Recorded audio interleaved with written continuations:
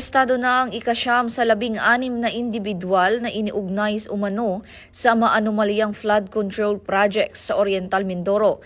Ito ay ayon sa kumpirmasyon ng Criminal Investigation and Detection Group nitong Miyerkules. Kinilala ang suspect na si alias Mon, ang officer in charge ng Planning and Design Division ng Department of Public Works and Highways, Mimaropa.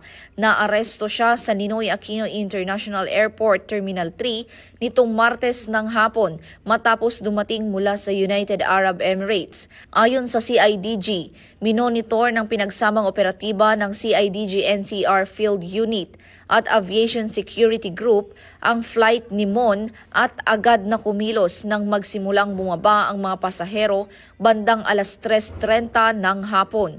Nagpositibo ang pagkakakilanlan ni alias Mon sa pamamagitan ng kanyang government-issued ID bago siya formal na dinala sa kustodiya ng otoridad. Patuloy namang tinutugis ng CIDG ang natitirang mga individual na sangkot umano sa anomalya upang maisulong ang pananagutan sa batas.